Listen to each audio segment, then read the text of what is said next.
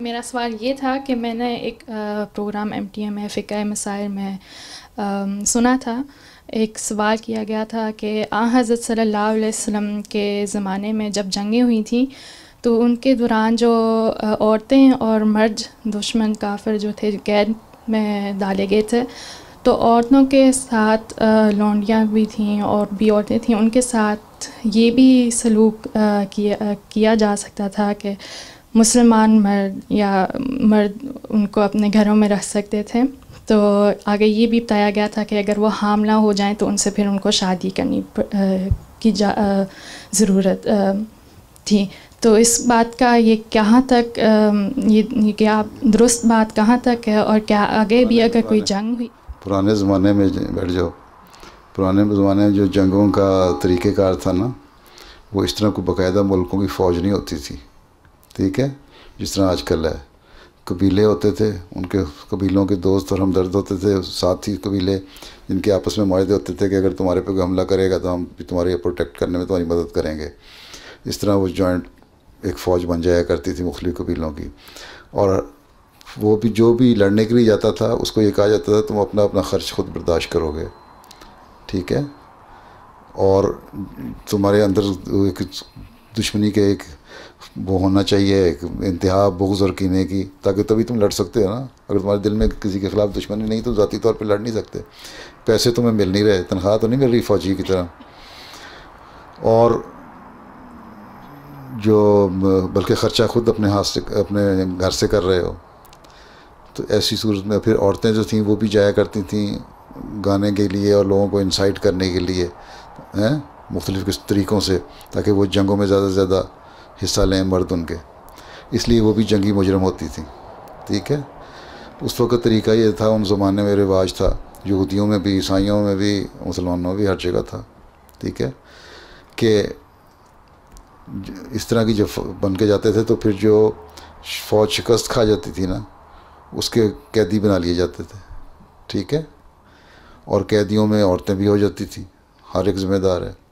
لیکن قرآن کریم کہتا ہے کہ تم جب قیدی بناؤ اگر عورتوں کو، تو ہر چاہے وہ مرد ہو یا عورت ہے، پہلی بات تو یہ ہے کہ ان سے کوئی اگر ان کو کوئی ان کا فدیہ دے کے، ان کا کوئی رقم دے کے، ان کے قبیلے والے، ان کے رشتہ دار کو چھڑانا چاہتے ہیں تو کو چھوڑ دو، قیدی نہ بناؤ.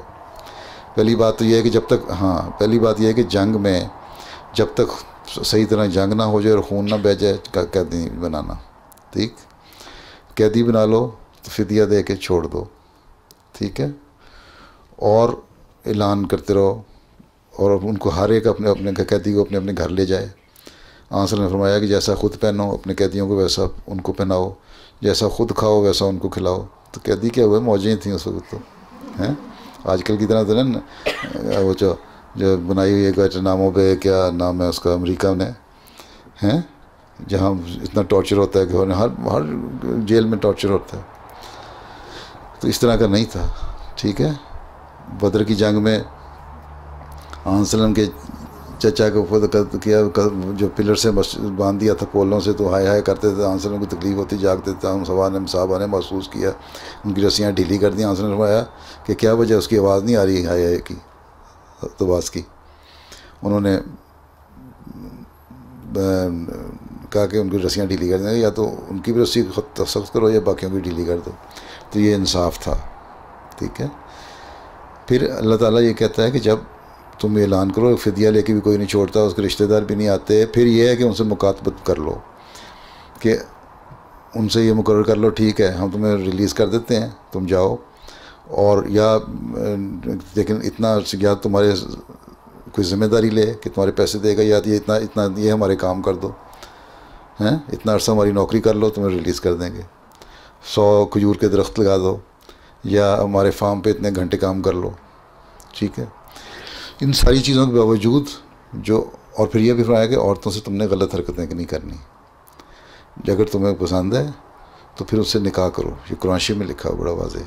مجھے نہیں پتہ تم نے کس طرح سنا اور انہوں نے کس طرح واضح بیان کیا. لونڈیوں سے بھی نکاح کا حکم ہے، ٹھیک ہے. اس میں ٹھیک ہے، اس سے 4 سے 5 شادیاں تو ہو سکتی ہیں، لیکن نکاح کا حکم ہے، ٹھیک ہے. اگر جب تک نکاح نہیں ہے اس کے اور ان کے حق مہر مقرر کرو، ٹھیک ہے. اور ان سے پہلے تو ان کی شادیاں کرواؤ، پہلے تو ان کو چھوڑ دو، اپنے گھروں والے رشتہ داروں کے پاس چلی جائیں. ان کے گھر والے کوئی نہ ہو، ان کا رشتہ دار کوئی نہ ہو، کوئی اس کو لینے نہ آئے، تو پھر اپنے گھر میں رکھو. لیکن وہاں برائیاں پیدا ہو سکتی ہیں، ٹھیک ہے، اس لیے ان کی شادیاں کرواؤ. اگر اس کے رشتے کے لیے کوئی نہیں ملتا تو پھر تم خود شادی کر لو، نکاح کرو، ان کے بھی حق میں مقرر کرو. یہ بھی ہے قرآن میں، ان کے حق میں مقرر کرو. پھر عام آزاد عورت کے لیے تو سزا کا حکم ہے کہ اس کو اگر کوئی غلط کام کرتی ہے، زنا کرتی تو کتنے کوڑے لگاؤ. لونڈیوں کے لیے ہے کہ ان کیونکہ وہ مجبور ہوتی ہیں، ہو سکتا ہے کسی نے ان کو اوپر گلا لیا ہو یا کچھ ایسی بات ہو گئی ہو، مجبوری سے کچھ کوئی ایسی غلط حرکت ہو گئی ہو، اس لیے ان کی سزا بھی آتی ہے. اسلام نے تو یہاں تک چھوٹ دی ہوئی ہے، لونڈیوں پہ ظلم نہیں کیا. اس لونڈی کے ساتھ شادی کا حکم ہے جو قیدی ہو کے آتی ہے، باقاعدہ جنگ کا حصہ بن کے آتی ہے، اور اس سے شادی کرو. آج کل اس زمانے میں اس طرح کی کوئی جنگ نہیں ہو رہی. ملکوں کی فوجیں ہیں، نہ یہاں لونڈی کا تصور نہ غلام کا تصور، ٹھیک ہے. ملک جو ہیں حکومتیں فوجیوں کو تنخواہ دیتی ہیں، ان کو اسلحہ دیتی ہیں، خود وہ لے کے آتے ہیں، لڑتے ہیں. اس لیے یہاں یہ تصور وہ اس زمانے کے لیے تھا، ختم ہو گیا. اور آئندہ اگر کبھی کسی زمانے میں ہوگا تو تب وہ شرط لاگو ہو جائے گی، نہیں تو کوئی لونڈی اور غلام کا تصور اب نہیں ہے، نہ ہو سکتا ہے اس زمانے میں، ٹھیک ہے.